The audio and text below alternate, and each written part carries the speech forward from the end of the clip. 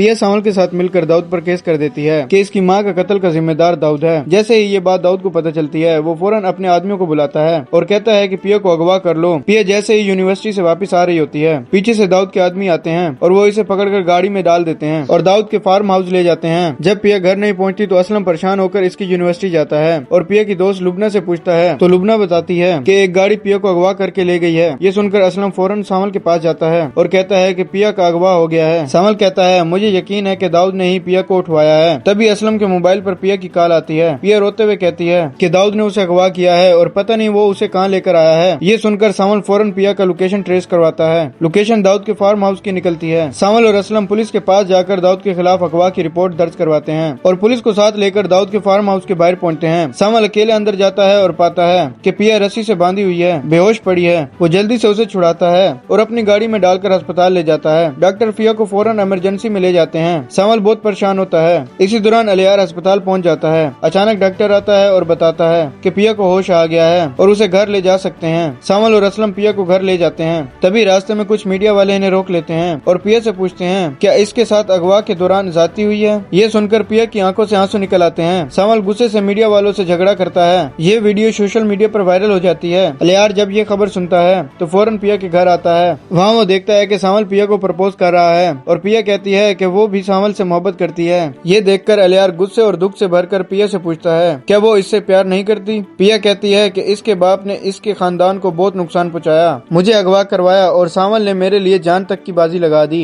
इसलिए मैं सावल से मोहब्बत करती हूँ। अलियार कहता है कि इसके पास अब इस मुल्क में रहने के लिए कुछ नहीं बचा, इसीलिए वो अमेरिका जा रहा है। इसी वक्त असलम पीछे से आता है और कहता है अब मैं दाऊद को जेल में भिजवाऊंगा। सावल मीडिया वालों को बुलाता है और दाऊद के सारे गलत कामों को बेनकाब करता है। सावल बयान देते हुए कहता है दाऊद गरीबों की जमीनों पर कब्जा करवाता है। अलियार भी प्रेस के सामने अपने बाप दाऊद के खिलाफ बयान देता है। सावल, असलम और पुलिस दाऊद के घर पहुंचते हैं और दाऊद को गिरफ्तार कर लिया जाता है। दाऊद अपनी गलती पर पछताता है। कोर्ट दाऊद को 10 साल की जेल की सजा सुनाती है। इसी बीच असलम को अचानक दिल का दौरा पड़ता है। पिया घबरा कर सावल को बुलाती है और वो दोनों इसे अस्पताल ले जाते हैं। डॉक्टर बताता है कि असलम का आखिरी वक्त है और वो इनसे आखिरी बार मिलना चाहता है। सावल और पिया कमरे में जाते हैं। असलम एक हाथ से सावल का हाथ पकड़ता है और दूसरे हाथ से पिया का हाथ पकड़ता है और कहता है सावल पिया को कभी अकेला मत छोड़ना और पिया से शादी कर लेना। ऐसा कहते ही असलम की आंखें बंद हो जाती हैं। पिया और सावल रोने लगते हैं। इसके बाद सावल पिया को कोर्ट ले जाता है। मौलवी सावल से पूछता है क्या तुम्हें पिया से निकाह कबूल है। सावल कहता है हाँ मुझे निकाह कबूल है। फिर मौलवी पिया से पूछता है क्या तुम्हें सावल से निकाह कबूल है। पिया कहती है हाँ मुझे निकाह कबूल है। इस तरह पिया और सावल का निकाह हो जाता है। वो घर आते हैं। सावल पिया को एक खूबसूरत तोहफा देता है